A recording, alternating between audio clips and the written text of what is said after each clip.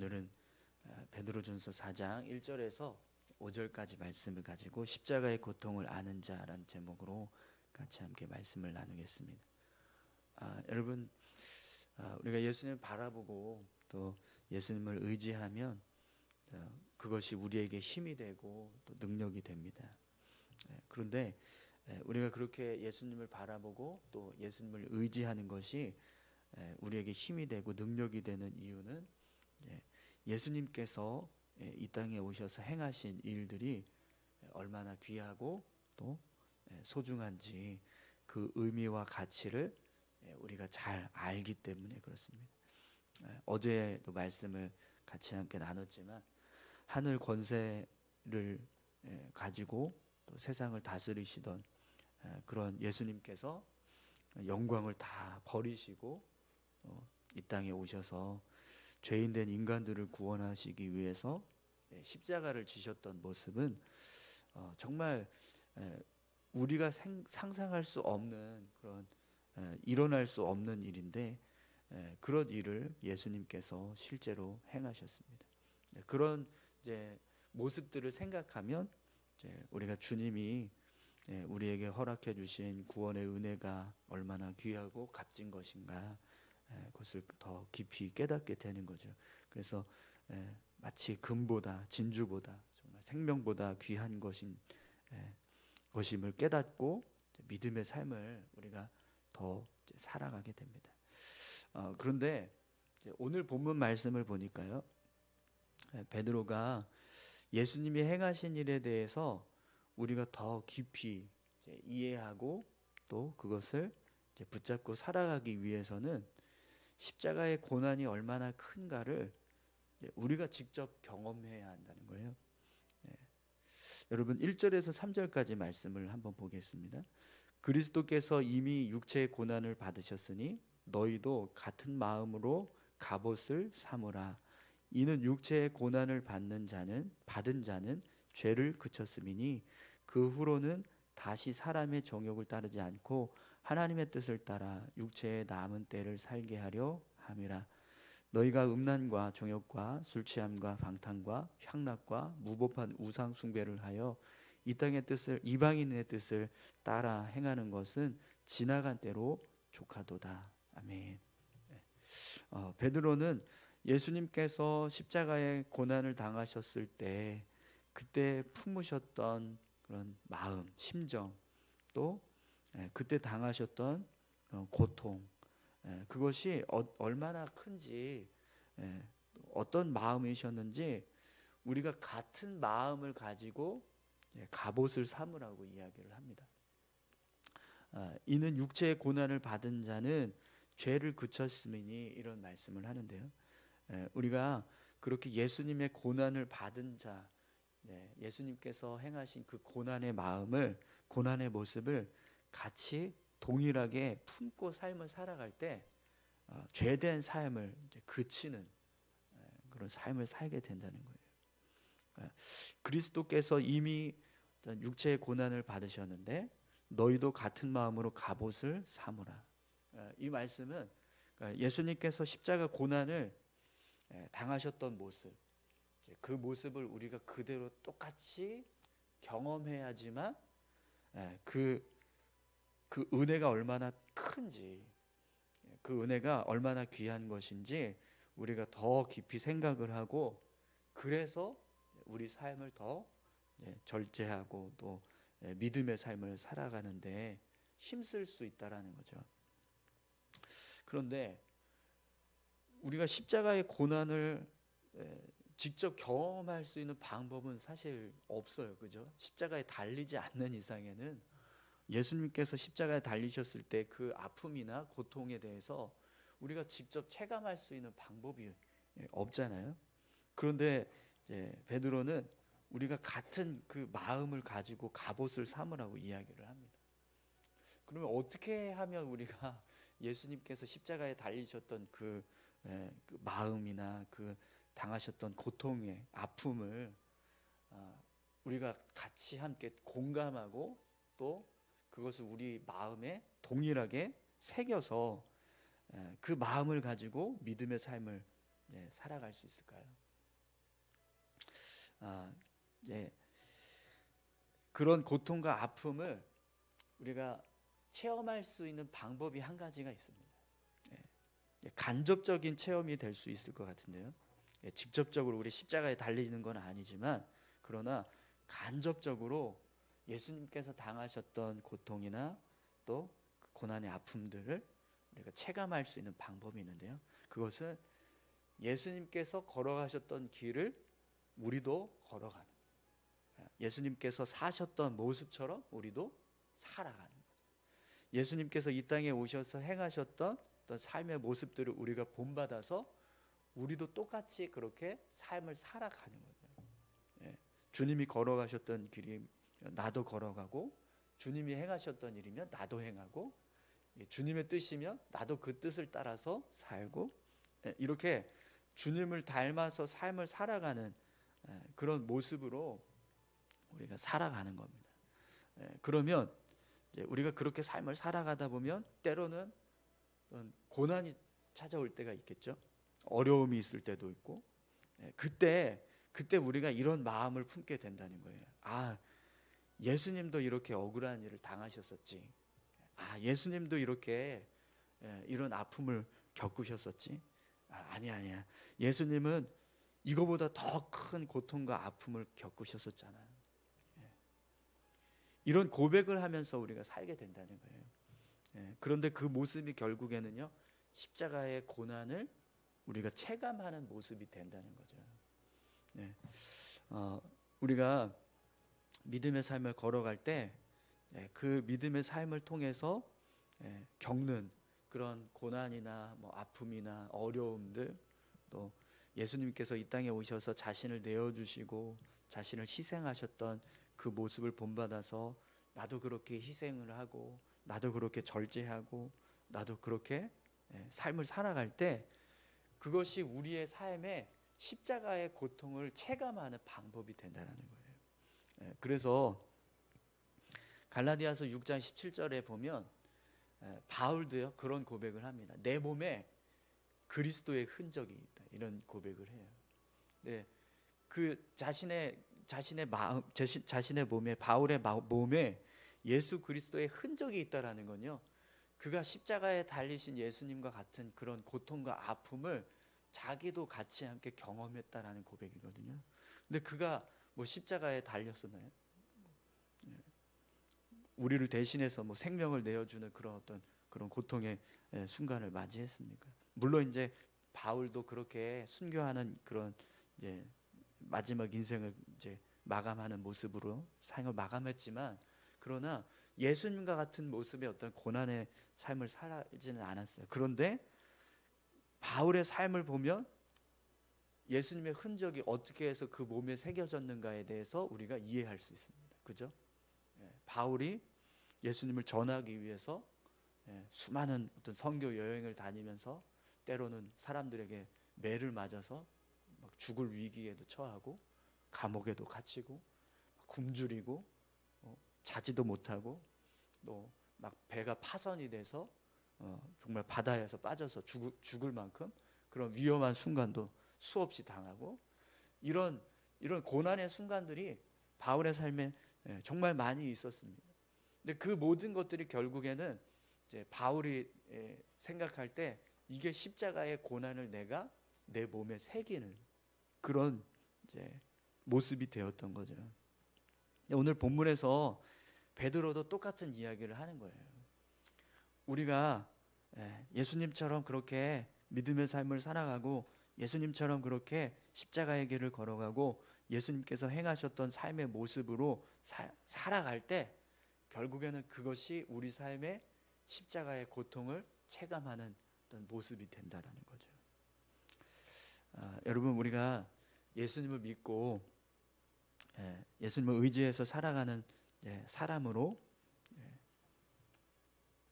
결단했다면 예수님의 십자가를 함께 지고 걸어가는 삶을 살아야 될 줄로 믿습니다.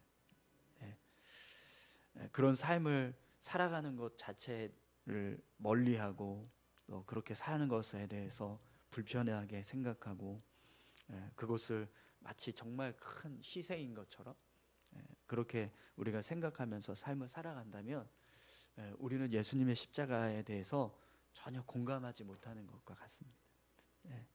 오늘 저와 여러분들이 우리의 몸에 정말 예수님의 그 고난이 얼마나 큰 아픔이고 희생인지, 얼마나 귀하고 값진 은혜인지 우리가 우리 삶을 통해서 경험해 나갈 수 있기를 소망합니다.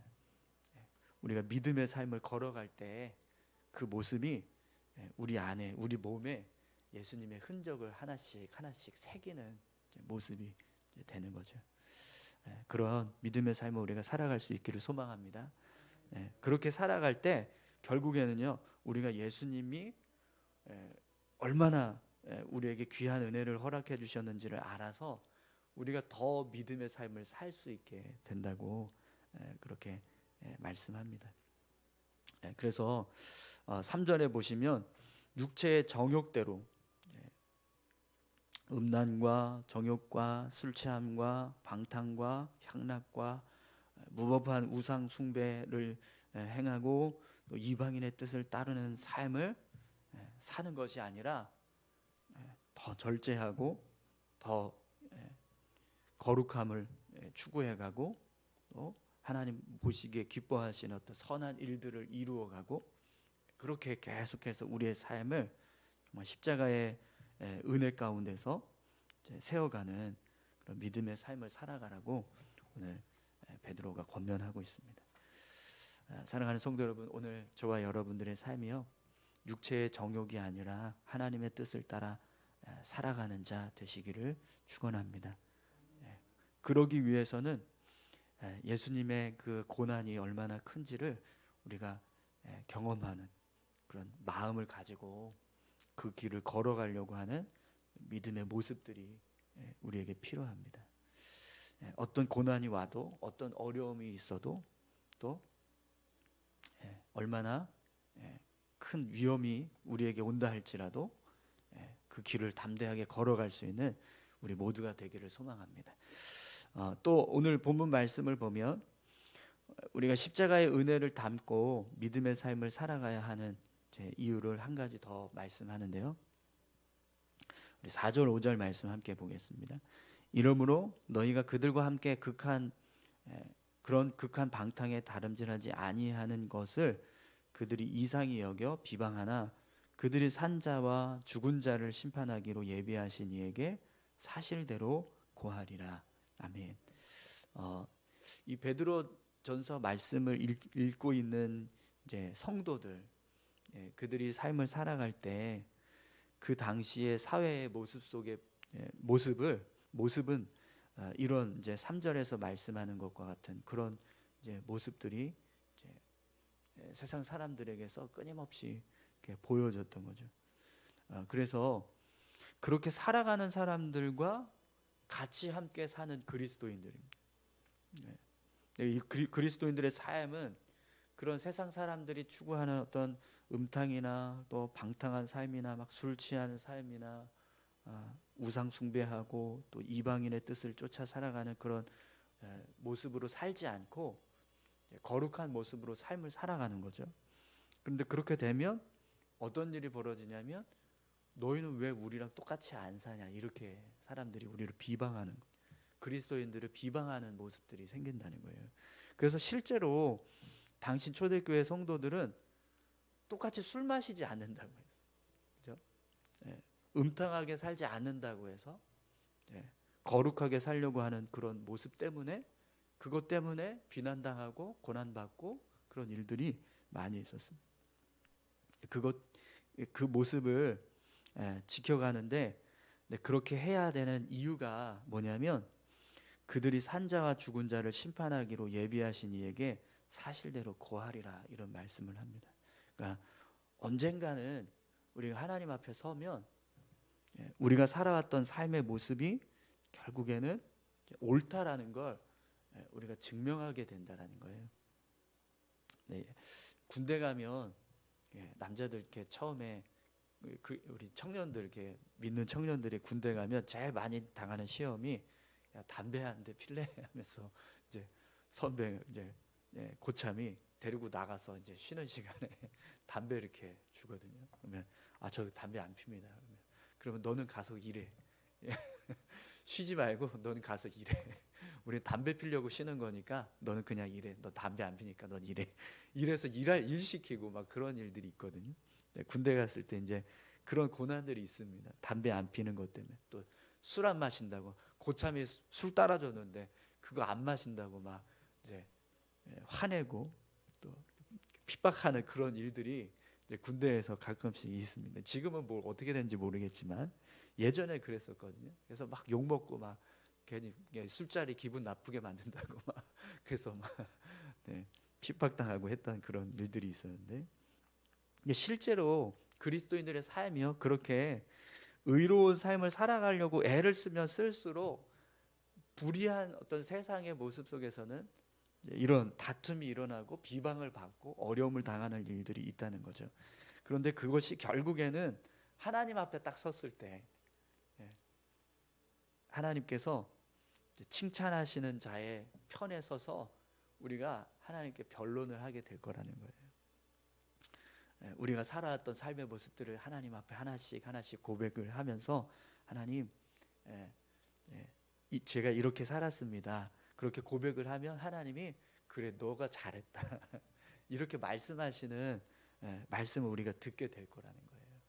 또 그 반대편에 서서 악한 모습으로 살았던 사람들에게는 우리의 증언은 저들의 어떤 죄를 드러내는 저들이 악한 모습으로 살았다라는 사실을 어떤 드러내는 증거가 되는 거죠.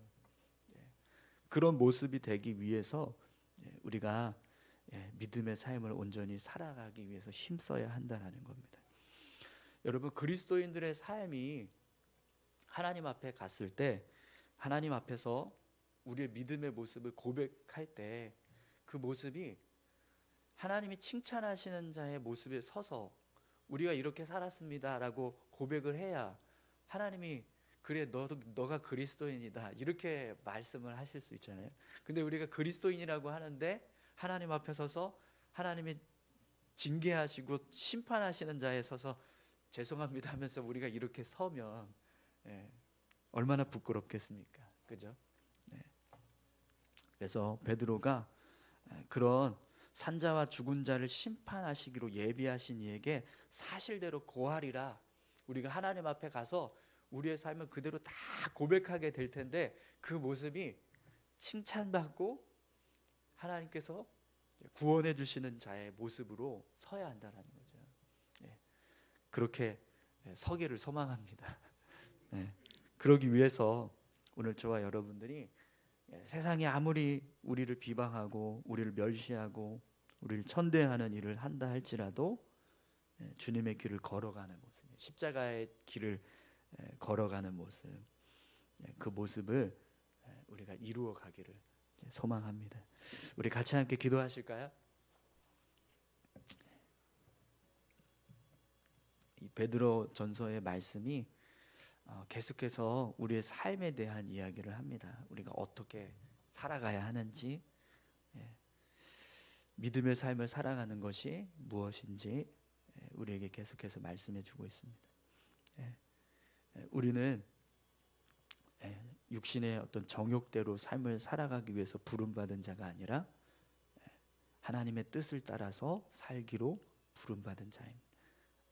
십자가를 지신 예수님의 그 모습이 모범이 되어서 우리도 그렇게 본을 받고 그 모습으로 삶을 살아가는 그런 믿음의 삶, 그것을 우리가 살아가기 위해서 힘써야 되는 거죠. 우리 시간에 같이 함께 기도하실 때요, 하나님, 우리가 주님처럼 십자가 길을 걸어갈 수 있게 하시고 또 하나님 앞에 섰을 때 우리가 부끄럽지 않고 하나님 믿음으로 삶을 살았습니다라고 고백할 수 있는 그런 귀한 삶이 될 수 있게 해달라고 우리 같이 함께 다 같이 기도하시겠습니다. 하나님 아버지 감사합니다. 우리의 삶이 주님 보시기에 합당한 모습으로 세워져 갈 수 있기를 소망합니다. 우리가 예수 믿는다고 말하면서